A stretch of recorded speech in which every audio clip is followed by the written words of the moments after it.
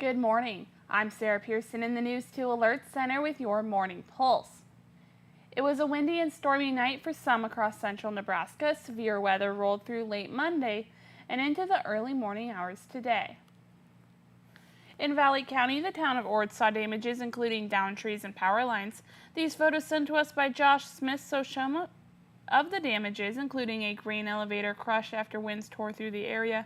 Gusts were reported at the Ord Airport as high as 90 miles per hour. The local power district says crews responded to multiple outages around Ord and Elira. Power was restored in the district just before 2 a.m. and they continue to assess damages. Meanwhile, the first day of school has been canceled for students in Ord following the storm. The district saying the first day of school will now be tomorrow, Wednesday, August 19th.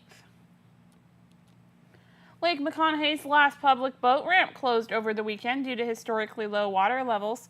Officials say vehicles are now getting stuck in a mud hole at a spillway bay and urging boating guests to use private launch vendors instead. They say if you do launch from the beach on your own, stay east of Van's Lakeview to avoid sinking in the mudflats. If you do get stuck, do not leave your boat and call 911. Visit OutdoorNebraska.gov for the latest updates. New details regarding alleged misconduct by the now former CEO of Warren Memorial Hospital, also known as the Friend Community Healthcare System. State Auditor Mike Foley sent out a press release shortly after 5 this morning, alleging that a hospital administrator had over $38,000 in improper charges to the hospital. According to a press release, the hospital was alerted to, quote, potential non-compliance and authorized an independent external audit.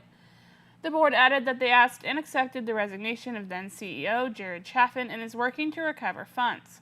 The press release added that the audit found no other financial issues and they have named Ron Brink as the interim CEO as they work to find a permanent CEO. And happening today, Union Pacific Railroad is hosting an in-person hiring event. UP will be hiring on the spot for mechanical service operator, diesel engine electrician, and mechanic as well as train crew. The event is from noon to 4 p.m. today and tomorrow at the Nebraska Department of Labor office on East Francis Street in North Platte. You can scan the QR code for more information. And in sports, Nebraska volleyball is officially back as the Huskers hosted their annual red-white scrimmage out at Pinnacle Bank Arena on Sunday in front of a crowd of over 10,000 fans. Red took the match 3-1, although players switched teams throughout. Torreya Siegler and Virginia Adriano led the way with 11 kills each, with Siegler adding 10 digs and a block, while Adriano chipped in 4 blocks. Manayo Beche recorded a match-high 13 blocks. Bergen Riley had 37 assists and 13 digs, while Campbell Flynn had 27 assists and 12 digs. Nebraska returns to action with an exhibition matchup against number 17 Florida at Spikes under the lights at AT&T Stadium in Arlington, Texas, on Thursday, August 27th at 7 p.m. on TNT. Well, welcome in, everybody. Good morning to meteorologist Travis Klineski here on this Tuesday morning. It is August 18th, a busy night of storms, some severe weather, especially in central Nebraska, Ord area in particular, hardest hit. I will mention real quick here, and this is brand new from the Hastings National Weather Service. There is a brand new flood warning that is now out for parts of Valley, Greeley, Howard, and in Merrick County here, as well as Nance County here, and you can see it on this particular map here. That is now out until 5 o'clock. That'll kind of preempt the flood advisory that's technically still in effect until 8:15 this morning. But again, some high waters expected there around the North Loop River that goes into the Middle Loop River, and several creeks that are in those locations as well. So I did want to mention that real quick before we move on here. We still have some ongoing shower and thunderstorm activity over central and eastern Nebraska this morning. Nothing severe, but we do have some heavier rains. But now, because this is moving a little bit quicker, the threat for additional flooding in some of these spots is not too high out there. But again, downpours, and we may still see some flare-ups here yet this morning. Now, as we get further into the day towards the afternoon, the chances of rain do drop off. They're going to be lower, not zero, but they are lower out there. And then as we get further into the day, more towards the evening hours, we may start to see more showers and thunderstorms firing up out there, really favoring southern and southwestern areas with the highest chance of some of those strong to severe storms. Some of that may linger into tomorrow morning, but once again, we'll have to watch that severe weather threat during the evening and overnight hours tonight. Still a little isolated activity during the day tomorrow, but a lot of us will stay on the dry side But depending on how much rain, if there's still rain around or clouds around, that could influence temperatures a little bit. Then a few more showers and thunderstorms Wednesday night into Thursday morning. Now, this model only goes out till just about midnight tonight or tomorrow night. So this is as far out as I can take it here. This is the HRRR model, but it does indicate that there could be more severe weather as we get into tomorrow night. So the next 3 nights actually still have a chance of severe weather. We're going to keep this active weather pattern going. Now, looking ahead to tonight, kind of reversed from yesterday. Last night, it was the northern half of our area. This time, it's southern and southwestern parts of our area with the highest chance. Everybody has a chance of severe weather. Highest chances in the yellow shaded slight risk area. Damaging wind gusts will be the primary threat. We could see potentially some significant wind gusts out there over 70 miles per hour.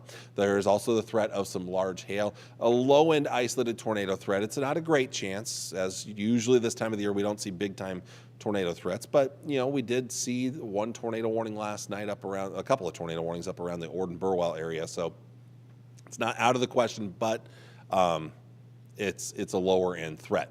Wednesday, and especially more towards Wednesday night, most of us under a marginal risk of severe storms for possibly some wind and hail again, and even now late Thursday into Thursday night, there's a chance of maybe some more severe weather and marginal risk across central to northeast portions of Nebraska. Here's the regional picture. You can see that here as storms are expected to develop late this afternoon and this evening, and then slide southeastward here. This is along a cold front that's actually diving south through our area as we speak this morning. That's where the highest chance of severe weather is going to be. Leftover outflow boundaries from some of the overnight storms and the storms that we have early this morning may contribute to some of the lift that could provide for some storms to develop. More chances again tomorrow, late tomorrow into tomorrow night, and again late Thursday and into Thursday night. So we'll keep updating you on those in the coming days ahead.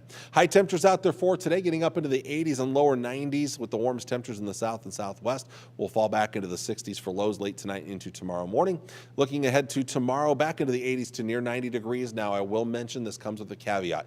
If there are more showers and thunderstorms around than expected, I could see these temperatures for forecast highs dropping a little bit.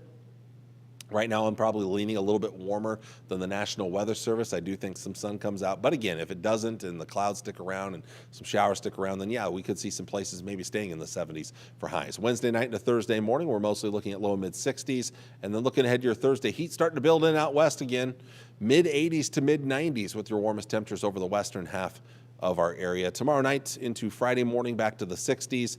Another very warm day on Friday. It's upper 80s and low to mid 90s, your warmest temperatures in western and southwest Nebraska into north central and northwest portions of Kansas. Let's look at that extended forecast here. Again, we're going to mostly see mid to upper 80s and low 90s over the next several days to come.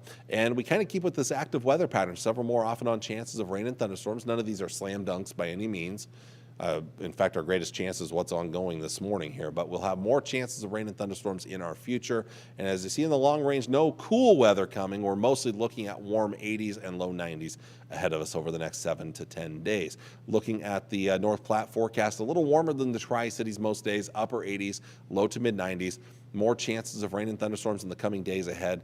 Most of these are 20 to 30% chances. We do have a 40% chance tomorrow early morning, basically. But again, additional 20 to 30% chances almost every single day.